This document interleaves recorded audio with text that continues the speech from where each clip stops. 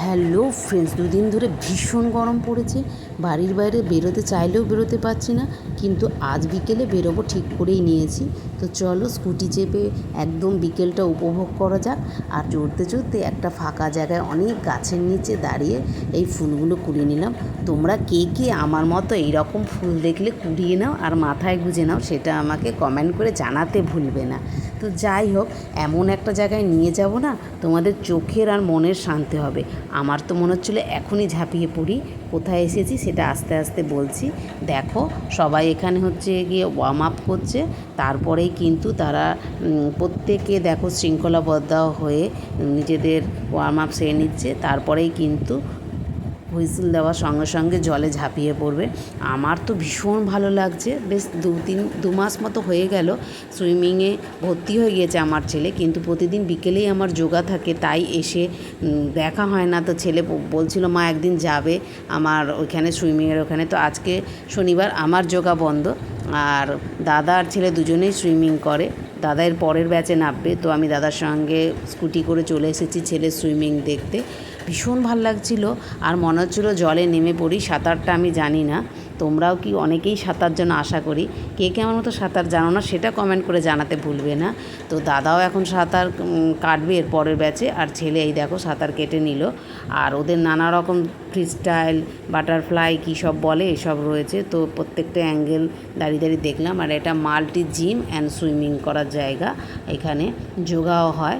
তো যাই হোক, খুব সুন্দর ব্যবস্থা, জায়গাটা খুব সুন্দর। আর এটা হচ্ছে গিয়ে উত্তরপাড়া থেকে ছাড়িয়ে হিমমটরের দিকে, তাই অনেক গাছপালা। আর গাছপালা, গ্রাম্য পরিবেশ আমার ভীষণ ভালো লাগে।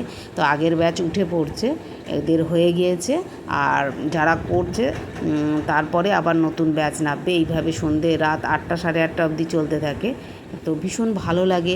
আজকে কদিন ধরে যা গরম পড়ছে, আমারই মনে হচ্ছে জলে নেমে পড়ি, কিন্তু যে কেউ তো এই সুইমিং পুলে নেমে পড়তে পারে না। জলটা দেখে তোমাদের কি মনে হচ্ছে? একটু স্নান করতে ইচ্ছে করছে তো? এখন তো বলো, ওয়াটার পার্কগুলো একদম জলে ভিড় থাকে। বিকেল 4টে থেকে চালু হয়ে যায়, রাত 8:30টার পরে অবধি চলে। আর ভোরবেলাও এখানে একটা ব্যাচ হয়। তোমরা কে কে এই এই সুইমিং পুলটাকে ভালোবাসো, সুইমিং করতে ভালোবাসো, সেটাও কমেন্ট করে জানাবে। যাই হোক, আজকে শুধু কিন্তু সাঁতার দেখতেই ছেলেরা আসেনি, আর একটা কাজও করব মনে মনে ভেবেই রেখেছি। তো ওই যারা ব্যায়াম করে, সাঁতার করে, বা আমরা যে যোগা করি, একটা নিয়ম শৃঙ্খলার মধ্যে থাকতে হয়।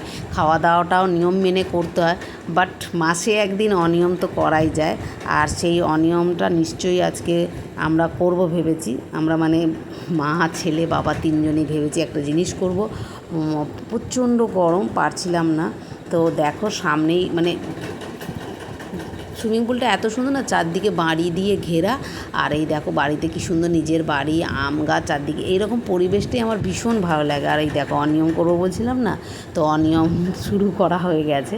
তো ফুচকা খাচ্ছি, গরমে ফুচকাটা অ্যাকচুয়ালি শরীরের জন্য খুব ভালো যদি পয় পরিষ্কার হয়। জানছি এটা অস্বাস্থ্যকর, কিন্তু খেতে লোভ লাগছে তাই খেয়ে নিলাম। খেয়ে অনেক রাত হয়ে গেছে, বাড়ি এসেছি। বাড়ি এসে একটু চা খাবো ঠিক করলাম। ফুচকা খেয়েছি অনেক বিকেলে 5টার সময়, আর এখন 8টা বাজে। তা আজ এটুকু, একটা বাই।